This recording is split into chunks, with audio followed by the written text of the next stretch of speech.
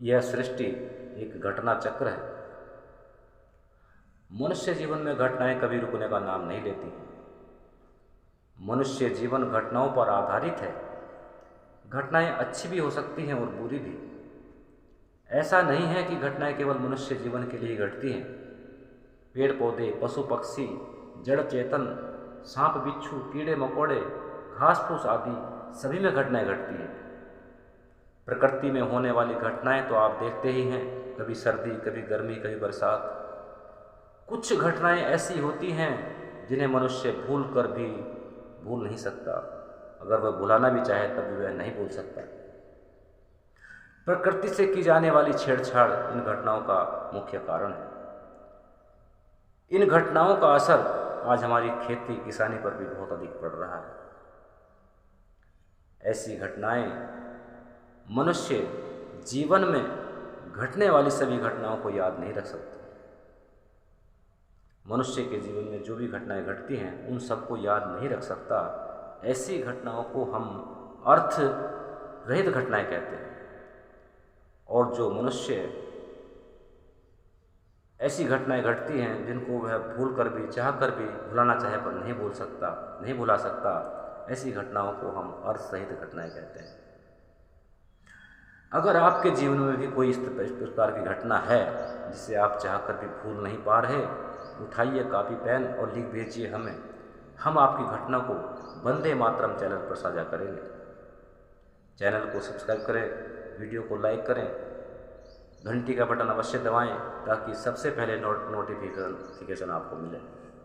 एक छोटी सी घटना मैं आपको सुनाना चाहता हूँ। एक लड़के का अज्ञात वाहन के कारण एक्सीडेंट हो जाता है। वहाँ बहुत से लोग इकट्ठे हो जाते हैं, सोचते हैं किसी प्रकार लड़के को अस्पताल पहुँचाया जाए, लेकिन साधन न होने के कारण सब दुखी थे। तभी एक कार आती हुई नजर आई। गांव वालों ने कार वाले को रोका, कार को रुकवाया और कहा, भैया इस लड़के का एक्सीडेंट हो गया है, खून बहुत ज़्यादा बह रहा है, अगर समय पर यह अस्पताल नहीं पहुंचा तो इसकी मृत्यु भी हो सकती है।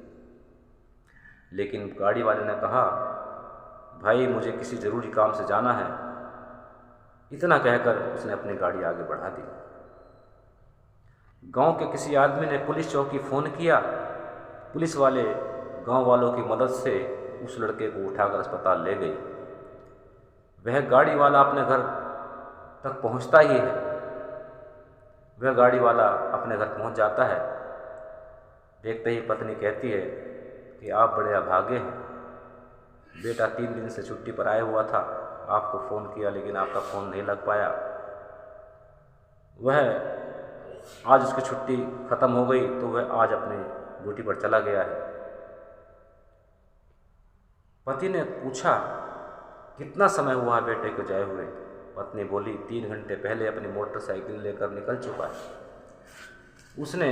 पति ने पत्नी को जो रास्ते में घटना घटी थी वो सारी घटना अपनी पत्नी को बताई। पत्नी ने सोचा कहीं ऐसा ना हो कि हमारे बेटे का ही एक्सीडेंट हो गया हो। पति पत्नी दोनों घटना स्थल पर पहुंचते हैं। वहाँ उनको कोई नहीं मिलता। पास में ही एक गांव था। किसी गांव वाले ने बताया कि कुछ पुलिस वाले यहाँ पर आए थे और लड़के को गाड़ी में बिठा कर ले गए। शायद अस्पताल ले गए होंगे। थाने पहुँचे, पता चला कि लड़के को अस्पताल में भर्ती किया गया है। पति पत्नी दोनों अस्पताल पहुँचते हैं। रिसेप्शन पर जाकर पूछते हैं कि आपके अस्पताल में इस नाम का लड़का कोई भर्ती हुआ है क्या? उसने बताया कि हाँ, 1 घंटा पहले इस नाम का लड़का भर्ती हुआ है। दोनों पति पत्नी अस्पताल में लड़के के बेड के पास पहुंचते हैं। अपने बेटे को बेड पर पड़ा देखकर दोनों के होश उड़ जाते हैं, रोते हैं, चीखते हैं, चिल्लाते हैं।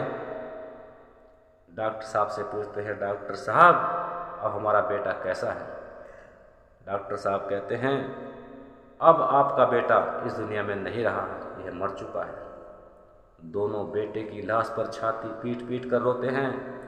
अपने इकलौते बेटे को खोने के बाद ऐसा लग रहा था जैसे शरीर में प्राण ही ना हो। डॉक्टर साहब ने बताया कि अगर आपका बेटा समय पर यहाँ पहुँच जाता तो हम उसको बचा लेते। सिर से खून अधिक बहने के कारण हम आपको बेटे को नहीं बचा पाए। बाप को अपनी करने का एहसास हो गया था। उस समय वो सोच रहा था, अगर मैं गाड़ी रोक करके यह देख लेता कि कौन है, किसका बेटा है, किसका एक्सीडेंट हुआ है, तो आज मेरा बेटा जिंदा होता। रो रो कर उसके बुरे हाल थे, रो रो कर कह रहा था, मैं ही अपने इकलौते बेटे का कातिल हूँ। इस करने के लिए मुझे कभी ईश्वर माफ़ नहीं करेगा। उसे अपने पर पछतावा हो रहा था, पश्चाताप हो रहा था। जिस बाप ने अपना इकलौता बेटा अपने सामने खो दिया, क्या वह इस घटना को पूरी ज़िंदगी भूल पाएगा? कभी नहीं भूल पाएगा। भाइयों, इस कहानी से क्या शिक्षा मिलती है, ज़रूर बताएं। वीडियो अगर दिल को छुए तो लाइक, शेयर एवं सब्सक्राइब करना